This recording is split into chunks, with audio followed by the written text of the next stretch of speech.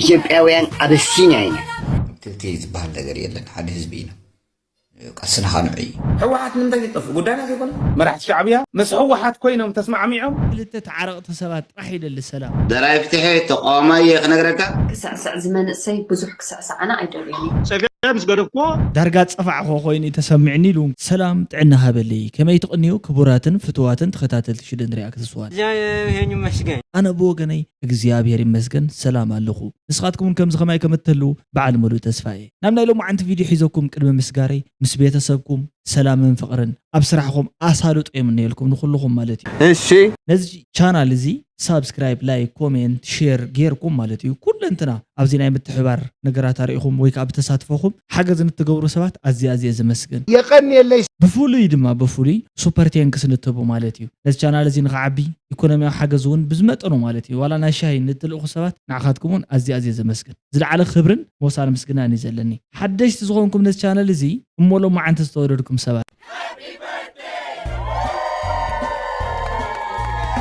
እንኳዕ ተወለድኩም እንኳዕ ናብ ዝመሬት እዚ ብሰላም መጻኹም የዝብለኩም ዘለኹ ማለት እዩ ርእቶታት ኣለዉ ሓደ ርእቶታት ደስ ዝብሉ ርእቶታት ነንብብ ኢና ማለት እዩ እሺ ንሳቶም ከዓ እንድሕር ዳኣ ሓደሽቲ ርእቶታት ተወሲኾም ነንብቦም ኢና ካናዳን ኣሜሪካን ቋንቋኦም ሓደ ምግቦም ሓደ ግና ዓዓዶም ኣለዎም ኢላ ፀሓፈተለይ ገነት ወልደ ማርያም ሓፍተይ ማለት እዩ ካናዳን ኣሜሪካን ቋንቋኦም ሓደ ምግቦም ሓደ ባህሎም ሓደ ግን ዓዓዶም ኣለዎም እዚኣ ጥራሕ ክሰሚዕ ክምበር ገነት ሓፍተይ ማለት እዩ ካናዳን ኣሜሪካውያን ሓቢሮም ዝሰርሑ ከም ዝኾኑ ሓቢሮም ከም ዝተሰውኡ ብዙሕ ምትሕጋዝ ዝገብሩ ከም ምዃኖም ካብ ፀዓት ጀሚሩ ካብ ሓይሊ ኤሌክትሪክ ጀሚሩ ካብ ኢምፖርት ኤክስፖርት ጀሚሩ ዝተሓጋገዙ ዓድታት ምዃኖም እዚኣ ትፈልጥ እያ ዶ ሕጂ ኣነ ዝብል ዘለኹ ሕውነት እኮ ማለት እዩ ደሊኻ ዝመፅእ ነገር ዘይደለኻ ድማ ትገድፎ ነገር ኣይኮነን ንሕውነት እንተደልዮም ክልቲኦም ኣሕዋት ኣካላት እዮም ኣብቲ ሓውነት እውን ሪዒሞም ክሰርሑ ዝኽእሉ እንተዘይ ኮይኑ ግን ሽግር የለን ግን ከ ዋናትና እኮ ናይ ሕውነት እውን ኣይኮነን ምንቀኛታት እውን ድማ ኣይኮና ንዘለኣለም ከምዚ እናተቃተልና ክንነብር ስለዚ ሰሪሕናስ ክንልወጠሉ ንኽእል መስርሕ ዘይነምፅእ ናይ ኣሜሪካን ካናዳን ኤግዛምፕል ትገብሩ ኣርዩ ኪዲንግ ኢሉ ትቕልድ ትህልዊ ኢሉ ኤምበር ገነት ሓፍተይ ናይ ባሓቂ ማለት እዩ እሞ ንሕናስ ከምኦ ምስ ንሕና ኤግዛምፕልና ምሳሌና ማለት እዩ ናይ ባሓቂ ድብስር ሲሪየስ ልኾም ጌርክዮ ማለት እዩ እንታይ ዓይነት ኢኮኖሚያዊ ማሕበራዊ ምትእስሳራት ኣብ መንጎኦም ከም ዘሎ ትፈልጥ ዶ ካብ ኣሜሪካ ናብ ካናዳ ቦርደር ሰጊሩ ዝሓለፈ ሰብ ክሳብ ሰጊሩ ጠጠው ኢሉ መሬት ካናዳ ክሳብ ዝረግፅ ፖሊስ ኣይትክሰሉን ብድሕሪኡ እውን ፖሊስ መጠንቀቕታ እዩ ዝህቦ ትሰግር ኣለኻ ባይዘወይ ዓዲ ናብ ካሊእ ዓዲ ተኣተው ኣለኻ ሕጋዊ ኣይኮንካን ኢሌጋል ምዃንካ ትፈልጥ ዶ ገለ ኢሉ እዩ ፖሊስ እውን ማለት እዩ ኣረስቲ ገይሩ ሒዝዎ ዝኸይድ ኣባና እኮ ብጥኢት እንዳተሰሓትካ ትሰግር ብጥኢት እንዳተሰሓትካ ማለት እዩ እሞ ንሕናስ ኤግዛምፕልና እኳ ፅቡቆም ከይንገብር ዝተፈላለዩ ጌርና ማለት እዩ ግን ድማ ካብ ኣምፃኽየት ጉዳይ ንሳቶም ብኢኮኖሚ ክንደየና እዩ ዝኣክል ኩለን ሰለስተ ከተማታት ኣለዋ ሰለስተ ዓበይቲ ይበሃላት ግዛኣታት ማለት እዩ ካብ ሜክሲኮን ካብ ካናዳን ሓይሊ ፀዓት ዝረኽባ ማለት እዩ መዓት ናይ ኦይል ነገራት ካልኦት እውን ማሕበራዊ ርክባቶም ብዘይ የገድስ ማለት እዩ ሰላማዊ ዝኾነ ጉርብትና ኣብ ፀገሞም ምትእስሳር ኣይትፈልጥ እንዲ ከፍቲ ናይ ሓዊ ጉዳይ ናይ ኤልኤፍ ፋየር ማለት ሎስ አንጀለስ ሓዊ ተላዒሉ እንተለኮ ኣሜሪካ ብካናዳን ብሜክሲኮን ትሕገዝ ነይራ ማለት እዩ ስለዚ ንሕና ኸ ንተሓጋገዝ ሓቂ ኢኹም ኢት ጉዳይ ማለት እዩ እዚኣ ንግደፋ ማለት እዩ ሓደ ከዓ ብስሩ ትሕውነትና ካብኦም ንላዕሊ እዩ ታሪክናስ ካብኦም ንላዕሊ እምበር ከምዚ ሓቢሮም ይበልዑ ሓቢሮም ይሰቲ ገለገለ ብዝብል ኣይኮነን ናትና ዲፕ እዩ ዲፕ ሩትድ ዝኾነ ርክብ እዩ ዘለና ሓደ ዓዲና ነርና ኣፍተር ኦል ኣይዘረባ ኣለዎ ሃገራችን ኣቢሲንያ ወደፊት ይውልና ኣለዎ ወደ ውዱብ ጌርና ኣለና እንታይ ዝብል የረኺበ 3000 ገለን ዓመት ኢና ብሓንሳእ ነርና ተስዓን ሓደን እዛ ኤርትራ ስብላ ዘለኻ ሓንቲ ቀይሕ ጨርቂ ልኽልኸ ኣቢሎም 6 ቆማላት ሓደ ከማን ሓው በኻዲ በዓል ግን በዓልገ እንዳ ካብ ውሽማ ዝተወልዱ ፈሊዮማ ንሕና ክቡራት ህዝቢ ትግራይ ትግርኝ ኢትዮጵያውያን ኣበሲንያ ኢና ኣኽሱም ኣዲስ ኣበባ ናዝሬት ደሴ እዚ ዓድና እዚ ትማሊ ትብሎ ዘለኻ እልፊ በዓል ግን በዓልገ ሕንፅፅ ኣቢሎም ክልተ ወደብ ን3 ሚልዮን 100 ሚልዮን ወደብ ዘይብሉ ኢትዮጵያ ከደቁስኹም ድዮም ኣይደቁስኹም እዮም ባባያናስ ቀስ እንዳበልሕኩም ኣቢልዎ ማለት ክፍሎም ኣብቲ ናይ መዛዘም ተዛሪቦ ዘሎ ዘረባ ብዛዕባ ትግራይ ንህዝቢ ኤርትራን እሺ ኣሕዋት ኢና ንቕበሎ ኢና ኩላህና ሓደ ህዝቢ ኢና ብሓደ ክንነብር ብሓደ ክንሰርሕ ብሓደ ከዓ ሃገር ክንከውን ንቕበሎ ኢና ትልቲ ዝበሃል ነገር የለን ሓደ ህዝቢ ኢና ቀስና ኻኑዒ ቅቡል እዩ ንሱ ከዓ ኣሜንኩም ክትወስዱ ኣለኩም እቶም ዘይትወስድዎ መጥፊኢኹም ቶም ዘይንወስዱ በቃ ነዚ ናይ ክልተ ህዝቢ ዘሎ ዘይንቕበሎ ተኮይና ክልተ ህዝቢ ኩናት ኣይኮን ብኩናት ብፍቕሪ ኢና ክስዕር ፍቕሪ ኢና ክስዕር እሞ ስለዚ ክፍሎም ቅቡል እዩ ክፍሎም ሓውና ቅቡል እዩ ተቐቢልዎ ዘሎ ይቕኒየና ክፍሎመይ ክብረት ይሃብካ ቁርብቲ ግን ስድነት ዘለዎ ናብ ዓፋር ገለ መለስ ኢልካ ናብዚ ህዝብኻ ዘይክዳንካ ምምላስ ገለ መለ ክመስሉልካ ገለ ሰላት ኮይንካ ናይ ሰላኻ ስራሕ ዘይከዮ እንታይ ዘኮይንካ ግን ኣይድልን እዩ ክብረት ይሃበልና ክፍሎም ንስኢት ዕላማና ንስኢት ቃጽናው ንስኢት ነዊሕ መገድና ሰላያት ኮይንካ ናይ ሰላያኻ ስራሕስ قبيل ود بوليتيكا نحن نتصل لمخنات ولا حتى لنا كم زايتم ما قلتوا احنا كو خمسي قال بفلا اريترا وين بفلا كاب مرب بلاش زلو اب غزات اريترا زلو سد زخونه ነገር لحو زعبا قدف كو تقوام يا بوسي نيتغرا تمسك على دقف لكم ولا حرز حتى كاسب يلا زعبا صح زعبا بفلا يمنسي نزخونه ودبك حق زي دو غليك ايترنا كان ودب دجنا قصلن تحب زلو مخنات يبلكان نسخه ولا حر اوبليجيشن يبلكان we don't give a fuck هيكون نيتغرا بوليتيكا هاجرنا كمان كادر ايكرنا اب هاجرنا كمان كادر ايكوننا هيكون نيتغرا داشون حوات من ذي طف قدانا يكون حوات ذي قسم مجزاته يا جود قالسنا نصوري كلشي بذيك العالمون اي ثينك ماليانا من تصار ذليو غزيين ساعاتن كوين عايز سمع عنه زلو انا عايز مسلو سباتن ارتراويان مقصلتا نايبونا راس تسمى اسمرهم تختيلنا اينا نخيز لنا اب ارترا دما كاب ارتراويان وصاي كقبل كتصور زخل حساب كم زي لخا ارغصني سلازي تي ارتراويان ماليو انا تصيرو فليو ارترا كم هاجر حزبي ارترا كم حزبي تاريخ قدمون دحورن كم تاريخو تقبيلو تقالس نزقالس دما خيلو كم زعوتو نسراويتون حزبون كم زامن اب غدنو اسليفو اب ارترا لوط كم زمص قنط اب طرطر زبهل يله تزبلص غزي انا ورقاو غزي زخونلو تاي سبت نصر سلازلا ስለዚህ እዚ ኣነ ጽርናኻ ክሳብ መወዳእታ ክንከዳይና ሓሪፍ እዩ ስለዚ ኤርትራውያን ኢሉ ማለት እዩ ንሱ ኣብ ካሊእ ዘይምልከተኩም ሰወት ተኣቱ ከም በዓል ሽደን ዝኣመሰልኩም ሰባት እንተሊኢኹም ሕጂ ኣነ ብሰወት መልክዕ ማለት እዩ ቀጥታ ኣብ ትግበራ ማሕበራዊ ርክባትኩም ኣብ ፖለቲካዊ ውሳነኹም ኣብ ዲሲሽን ሜኪንግ ማለት እዩ ኣርቢትራሪ ዝኾነ ውሳነ ናይ ባዕለ ውሳነ ከምዚ እንተትገብሮ ኢለ ይፈልጥና ኣነ ማለት እዩ ኣነ ዘለና ርክብ እየ ኣጉሊሄ ዝዛረብ ሰዋብ ከማይ ዝኣመሰሎ ይኮነን ዘረባዚ ማለት እዩ ናብቶም ኣርቢትራሪ ውሳነ ክንውስን ንኽእልና ወይ ከዓ ኢንተርፊር ክንገብር ንኽእልና ኢሎም ዝዛረቡ ሰባት ዝምልከት ውሳነ እዩ ግርም ኢልና ከዓና ተቐቢልናዮ ማለት እዩ ሓራይ ኩናት ኢትዮጵያን ኤርትራን ገሃድ ክኾን መደብ ከባኸም ናዋኹም ግርም ለባማ እሺ ኮይኖም መራሕቲ ሻዕብያ ምስ ህወሓት ኮይኖም ተስማዕሚዖም ትዘሎ ፀገም ኣልዮም ትዝወሰድዎ መሊሶም ትዝከሓስውን ክሒሶም እቲ ህዝቢ ሓደ ክኸውን ገብርዎ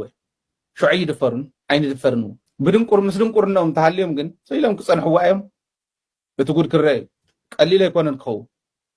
ክውዳእ ንኸጅመር እንተኮይኑ እውን ኣብ ሓፂር ግዜ ከም ዝውዳእ ገይሮም ከም ዝኽእሉ ኢትዮጵያውያን ይርዳእኒ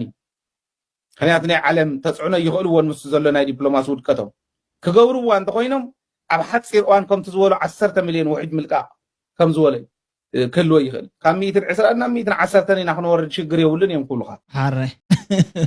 ኩናት ናይ ካልኩሌሽን መሲል ዝሰምዖም ሰባት ተዘይዛረው ጽቡቕ እዩ ነይሩ ኢልና ቅድሚ ሕጅሪ ኢተሄበ ነይራ ኣነ ማለት እዩ ማለት በዓል ሃይለ ደደቢት ቁጽሪ ካልኩሌሽን ዘተሓሳስቦም ሰባት ብዛዕባ ኩናት እንተዘየውግዑ ጽቡቕ እዩ ኢልና ነይርና ማለት እዩ ምክንያቱ ትግራይ 6 ሚልዮን ዶ 5 ሚልዮን ኣይመልእን ዝህዝቢ ኣብ 3 መዓልቲ ኣብ 2 መዓልቲ ለሚኮቲ ፍሮም ፑቲን ኢሉመን ሽሙ ዘለንስኪ ማለት እዩ ኣብ 3 መዓልቲ ዝበሉ ሰባት ኩናት ኣውጅና ነይር እንዲ ሓቂ ከም ዓዲ ማለት እዩ መንግስቲ ኤርትራ ኢድ ዝሓወሰሉ ናይ ስዑድ ድሮንዶ ናይ መንያ ባይራክታር ናይ ቱርክዶ ገለዶ ናይ ዩክሬን ዶ ዘላላን ኩላብ ትግራይ ማለት ዘይተፈተነት መሳርሒት አይነበረትን ኤንዌይስ ማለት እዩ ኩላ ሞኪራ እንደ ሓቂ ግን ሓደ ግዜ ስታቲስቲክስ ይሽግራሉ ናይ ቁጥር ጉዳይ አይኮነም ብስሩ 10 ሚልዮን 50 ሚልዮን ገለ አይኮነ ንምንታይ ኣቲካ ናብ ቁጥር ኣቲካ ንስኻ ትሻጋገር ሰላም ዶ ቁጥር ሰብ ይደሊ ሰላም እኮ ኣነን ሓደ ሓወይ ኤርትራውን ጥራሕ እዩ ዝደሊ በቃ ሚኒማም ክልተ ተዓረቕተ ሰባት ጥራሕ ይደሊ ሰላም ተዘይ ኮይኑ ወንድማ ሰላም ምስ ባዕልኻ ጥራሕውን ይጅመር ይባይዙ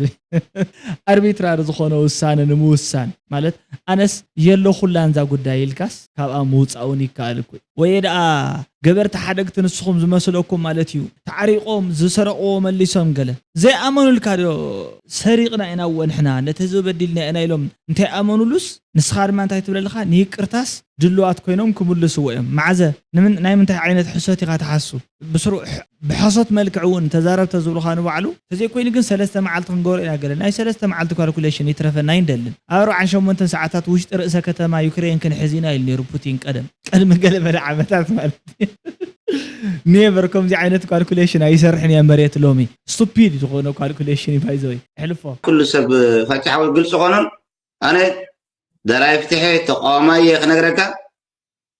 لك زخون النجارات انا سب نعي بقل سخينو تي وي زخون النجار تقبركو اخرتاي لي انا ركا قل سخين انا ركا هجنه انا دراي فتحي لك نزي مع عبد المنسيات كسعبهم دليتي ناب زخون النجار خيت وي ناب زخون النجار اذن كبلك ايدلني انا ركا تاكل مزيم منسيات حواتي تلوتي تي وصعد له حزبي تاثير دله ملع عدميو تاثير دله فتح دي رخبه انا نعد قارسلو تمي غير زي هاجر جاس كاتي حجوا دله منزعناس عد حقن عد قوام دله حقي دله عدي سب حقي بحقك ما حضرت حزبي دحان بمنأسي درجه مالتيو بتزاروا زلو خمسي تغيروا بحقت محادر بحقي التنبر عدخن تكلينا صبغ حسابي كم حسب سناي منيت كام مالتي صبغي كاب حجننيو ود ملي مغاني تراي دراغاغصلكو خل مالتي اوكي مجمبرا ويلكم انقع بلحن مصاخان بلكا دغينا مالتي كالاي ነገር ንዝመን እሰይ እንታይ ክተም ሓላልፈሉ ትደሊ ማለት ኣብ ህግደፍ ንዝዘሎ ንዝዘሎ ኣብ ህግደፍ ዘሎ ክንዳኻ ዝኾነ መንእስያት ቶም ሓደ እንታይ ክትብሎም ትደሊ እንታይ ክትምኽሮም ትደሊ ያ ሓንቲ ነገር እንታይ ክብሎም ትደሊ ኤርትራ ሃገርና ከዳዕድ ኸብረላ ጥራይ ደላትና ውፅእ ህዝቢ تاسبيتسي كبرت ودي ندمس انت دريو ابز نتحجز زبل نبر سبيت ندانا بعد تزارب دريار بس يعدي ايرترا تعدي ايرترا تبها لسه نغرك كنديلو وش تنطيرنو انت رفدي يقبرن كنديلو خبدن حممات ناي هكذا تدنبه هكذا ناي وزخ زخ علوي وزخ صح كلغو مسعسع علو بزح نغرت اكتيفيتي غبريوم كونسرت يقبرو درفتي مصو غلي يقبرو غلي يبلو الله بزح نغرات نمخابيلكا علي حجي نحنا دق نستيو خاب ببحرياتنا تياماس طقم يبلن تحنت طقمس نسا ببحرياتنا دلكا صبابيكا نايزلكا ودادي اخا مسعسع متقع هو مبان نفوتينا زياده طقمي كال طقمس يلن جزيا انا عباي طقم خوينا تراين هلا غايلالو تتبهايلو نسخا غايلالو تبهايلكا ملق تبد ندحر كوينكا حسب ناي سدراها كن حسب ناي سدراها تبهال كلها كن حملي تمثل ندحر كوينكا بقى تاطقمنات كانتها مسعسع طرحه نسا طرحه طقم زلاتن سلازي خالد طقم يبلنن ولا حد تقوم على نجر يبلنن مو زبرقدنا حمود بزحي غايلات تبزح حسك مصانا غلال مال تسمير كسفالنا وا ማለት أنا كو بزح غايلاتات كتقبرو አይደልني مغنياتو غايلا ካብ ኩሉ ዘትርፈካ ናይ غايلا ጥራሕ ኮንካ እውን ምትራፍ ኣለዩ ስለዚ ምዛና هقدف በቃ غايلا أنا አይምነኒ ክስዕስዕ ዝመንእሰይ ብዙሕ ክስዕስዕ أنا አይደልني ብዙሕ ነገር ክገብር ብዙሕ ነገር ዝግበር ከም ዘለካ ብዙሕ ነገር ዝዕየ ነገር ኣለና حراي صبغي ስለዚ غايلا ይተብዝሑ غايلا ሽግር ኣለው እዩ ይትዘረባ ማለት እስኪ ዛ قدم ዝነበረት نوح ዝበለት ሓሶት ነራ ኣብዚያስ ጣዕም ንሕና ወን ተገሪምና ነርና ሞ ብዙሕ መልስ እንዲም ይሆምላ ሓደ ግዜስ ዝመላጥ ሰብኣይስ ኣምላኽ ይፈርሕ እዩ ኢሎሞ እስኪ ንስማዕ እንታይ ነይሩ صفيعه قديفيو صفيعه مس قدفكو نطيره خيدي نيرو ما ساعه عملت نيرزي 86 نير 86 كمان ودهن عمل نيرغاشو شعو ود 16 نير 16 كمان حلمي يكون زي مسفن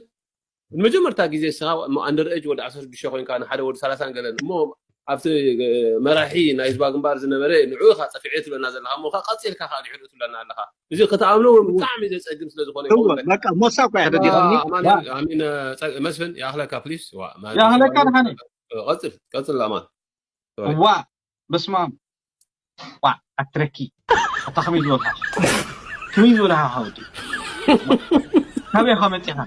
ንሕና ካብ ጉድጓድ ከም ዝመፃና ስምፅኻ ከምዚ ጌርካ ክትደብነና ህዝቢ ኤርትራ ሙሉ መሬት ገዲፉ ካብ ኢሳያስ ሓይሊ እንድሕር ነርካ እንታ ክትገብር ኣብ ዓዲ በረት ከድካ እጂ ናይ እጋርካ ተቆሪሩ ተጨቢጡ ኣብ ሰብ ዘይቅመጦ መሬት ተቐሚጥካስ ካብ ኢሳያስ ሓይሊ ነርካ እንተዝኸውንስ እንታ ክትገብር ዳልካ ዓዲ መሬት በረት ዘለዎ ዓዲ በፂሓ ብህልማ እዚኣ ከባድ እያ ማለት እዩ ኣነ እውን ብጣዕሚ እያ ገረይማትን ነራ ተስየ ፀፊዐየ ገለ ክብል ከለስ ዋ ፀፊዕዎ ክኸውን ይኽእል እዩ ቃሲኢልካ ብሓሳቡ ወይ መሪርዎ የነብር እሞ ዳርጋ ፀፋዕኮ ኮይኑ ተሰሚዕኒ ኢሉ እውን ክኸውን ይኽእል እዩ ማለት እዩ ብዝኾነ ናይ ሎማዓንቲ ቪድዮ ብሰሓቅን ብዕላልን ክሳብ ከምዚ በፂሕና ኣለና ማለት እዩ ፀፅቡቕ ከስምዐና ቀፃሊ ድማ እንዳሰሓቅና ማለት እዩ ከምዚ እንዳዋጋዕና ንእሽለይ ሓደ ሓደ ነገራት ንብለሉ ቪድዮታት ሒዝና ክንመፅእ ናታትኩም ርእቶ ላይክ ሳብስክራይብ ሼር ኮሜንት ኣይፈለየና ክንብለኩም ኢና እንደሊ ክትሕግዙና እንትለሊ ከዓ ብዙሓት መሕገዚ መንገድታት ኣለዉ ነዚ ቻናል እዚ ተሓጋጊዝና ንዕብዮ ፅቡቅ ሓሳባት ዘለዎ ቻናል ምእንታን ክኸውን እሞ ቁም ነገር እውን እንዳውጋዕና ክንከይድ ምእንታን ብዝብል እዩ ማለት እዩ ልዋም ቅነ ክኾነልኩም እየ ዝምነ ፀፅቡቕ የስምዐና ቻው ዳሕና ቀኒውታ ጉድ ላይት دحنا حضرت حواتي ما نطيب